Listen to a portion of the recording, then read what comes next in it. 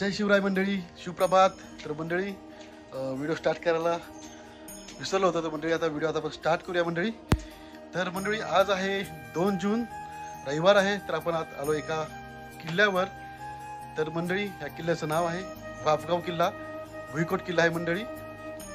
तर ह्या किल्ल्याची संपूर्ण इतिहास तुम्हाला ह्या व्हिडिओमध्ये तुम्हाला पाहायला मिळणार आहे मंडळी। तर हा व्हिडिओ शेवटपर्यंत बघा। तर चला मंडळी व्हिडिओला सुरुवात करूया। जय शिवराय मंडळी, आता आपण चाललोय वाफगाव किल्ल्याकडे। हा आपला आहे दुसरा पार्ट मंडळी। होळकरांच्या वैभवशाली इतिहासाचे उदाहरण म्हणजे वाफगाव भुईकोट किल्ला होय। हा किल्ला श्रीमंत सुभेदार मल्हारराव होळकर यांना जुन्नर प्रांतातील वाफगावची जहांगीर मिळाल्यानंतर सन 1749 च्या दरम्यान या भुईकोटाचा निर्माण केला। हा किल्ला श्रीमंत महाराजा यशवंतराव होळकर यांचे जन्मस्थान आहे। हा किल्ला एकूण 8 एकर जागेत विस्तीर्ण असून या किल्ल्याच्या बांधकामात खडीव दगड व विटाचा उपयोग केला आहे।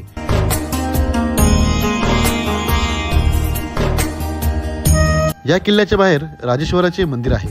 हे मंदिर हेमाडपंथी स्वरूपाचे असून या मंदिराचा निर्माण राणी अहिल्यादेवी होळकर यांनी केलेला आहे। या मंदिरासमोर दगडी मेघडबरीमध्ये नंदीचे भव्य वास्तू स्थित असून नंदीच्या गळ्यात घंटा व रेखीव काम सुरेख आहे।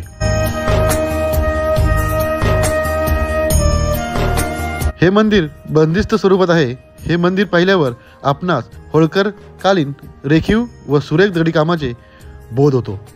या मंदिराच्या नक्षीदार बांधकामातून महेश्वर किल्ल्याची समरूपात पाहावयास मिळते।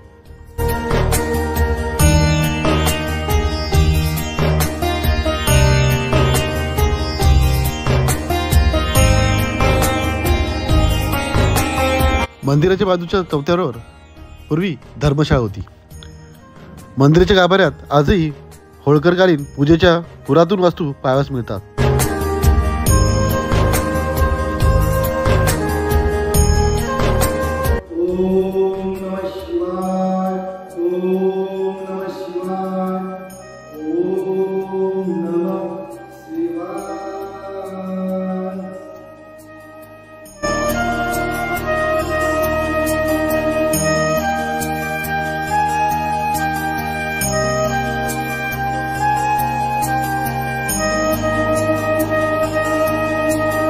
किल्ल्याचे प्रमुख प्रवेशद्वार हे मजबूत दगडात असून दारांवर लोखंडी अणुकुचीदार सुळे आहेत। हे लोखंडी अणुकुचीदार सुळे पट्ट्यांवर मजबूत बसवलेले आहेत। हत्तीच्या साहाय्याने शत्रूने दार तोडू नये म्हणून अशा प्रकारे सुळे दारावर बसवले जातात। प्रमुख प्रवेशद्वारातून आपण जेव्हा आत प्रवेश करतो तेव्हा समोर लगेच आपल्याला राणी महालाची तटबंदी आडवी दिसते व त्यावर 3 देवळ्या किंवा खिडक्या दिसतात।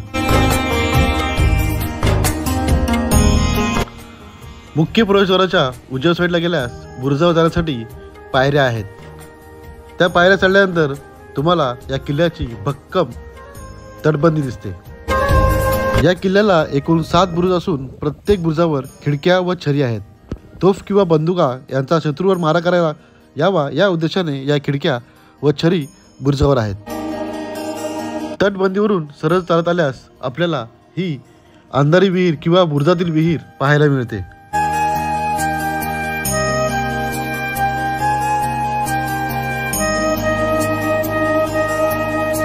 आता आपण चाललोय मंडळी विहीर बघायला। आता आपण खाली उतरलोय आणि खाली उतरल्यानंतर राईट साईडला ही कमान दिसेल, त्याच्या खालीच ती विहीर आहे मंडळी।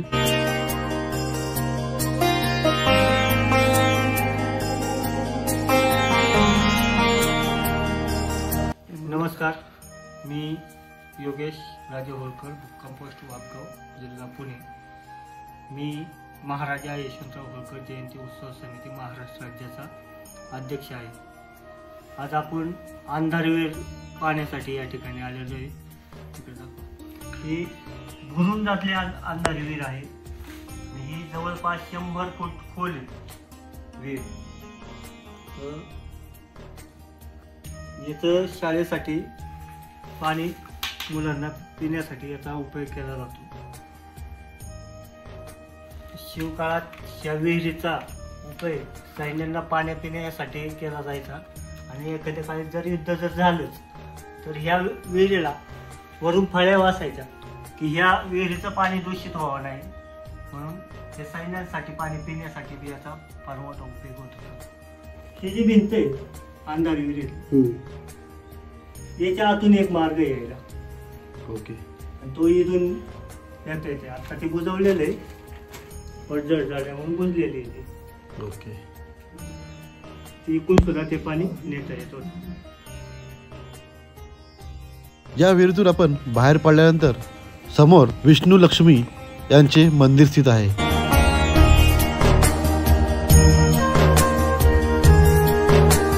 या मंदिराच्या बाजूला एक होळकरकालीन भव्य बारव स्थित असून या बारवेची निर्मिती राणी अहिल्यादेवी होळकर यांनी केली. या बारवेच्या तळापर्यंत पायऱ्या आहेत. बारवेचा आकार इंग्रजीतील उलट एल प्रमाणे असून सर्व बांधकाम हे दगडात केलेले आहे. मंडळी, आता आपण पाहतोय की या किल्ल्यामध्ये शासनामार्फत संवर्धनाचे काम चालू आहे. या किल्ल्याचे सर्वात आकर्षण हा राजदरबार आहे. राजदरबाराचे बांधकाम हे 3 मजले असून यामध्ये दगड व विटांचा उपयोग केला आहे.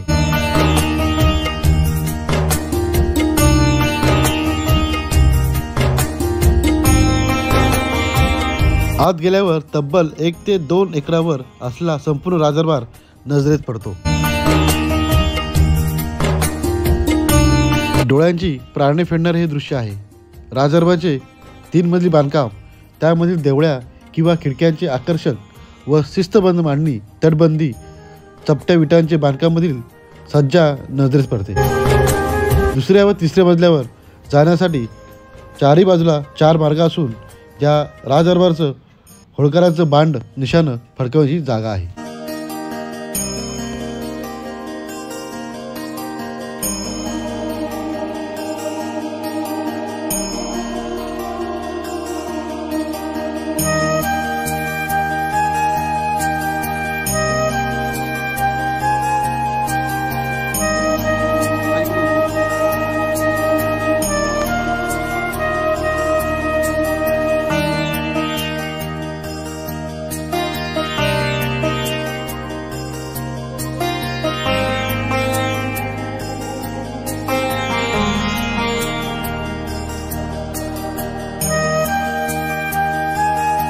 राजदरबाराच्या पाठीमागील बाजूस भुईकोटाचे दुसरे द्वार बघायला मिळते. हे द्वार मुख्य द्वाराच्या मानाने छोटेसे पण मजबूत आहे.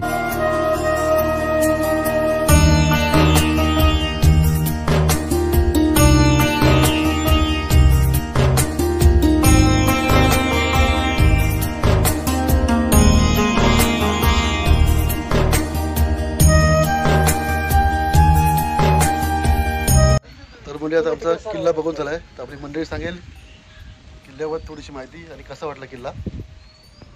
आज आपल्याबरोबर दीपक भोसले, किल्ला वापगाव, महाराजा यशवंतराव होळकर किल्ला वापगाव या ठिकाणी पाहण्यासाठी आलेले आहेत. तर भोसले सर, आपल्याला वापगावचा भुईकोट किल्ला जो आत्तापर्यंत पाहिला तो कसा वाटला आणि काय त्याच्याबद्दल तुम्ही सांगता? तर मित्रांनो, जय शिवराय. शिवाजी महाराजानंतर, शंभू राजानंतर स्वराज्याची सीमा फार दिल्लीच्या म्हणजे पूर्ण हिंदुस्थानभर पोहोचण्याचा ज्यांचा मोलाचा वाटा आहे असे मल्हारराव होळकर, अहिल्यादेवी, यशवंतराव होळकर, ज्यांनी हिंदुस्थानमध्ये देव, धर्म, देश टिकवण्याचं पुरातन मंदिर, नवनवीन मंदिर बांधण्याचं असं धर्मरक्षणाचं काम मोठ्या प्रमाणात केलं आहे. असे यशवंतराव होळकर यांचं जन्मस्थान असणारे वापगावमधील किल्ला, त्या किल्ल्यात एवढा अप्रतिम किल्ला आहे. पुरातन बांधकामाचा अप्रतिम नमुना असणारा हा किल्ला काही दुरावस्थेत पडलेला होता. पण दादांनो, या होळकर घरांच्या वंशजांनी त्याचा पाठपुरावठा करून याचा पुनर्शिवकालामध्ये होळकर राजवटीमध्ये किल्ला जसा असेल तसं गतवैभव प्राप्त करण्यासाठी, गतवैभव आणण्यासाठी या दादांनी, राजघराण्यांनी प्रयत्न केले. आणि आज आपण बघत असाल तर किल्ल्याला पुनर्वैभव भेटण्यासाठी आतमध्ये पुनर्बांधणीचं काम चालू आहे. नक्कीच वर्षा ते 2 वर्षामध्ये यशवंतराव होळकर ज्यावेळेस असतील त्यावेळेस किल्ला जसा असेल नक्कीच तसंच गतवैभव ह्या किल्ल्याला लाभेल यात शंका नाही. आणि नक्कीच हा किल्ला भविष्यामध्ये एक महाराष्ट्रातील प्रेक्षणीय एक मराठ्यांचं आपलं एक बलस्थान म्हणून ओळखला जाईल यात शंका नाही.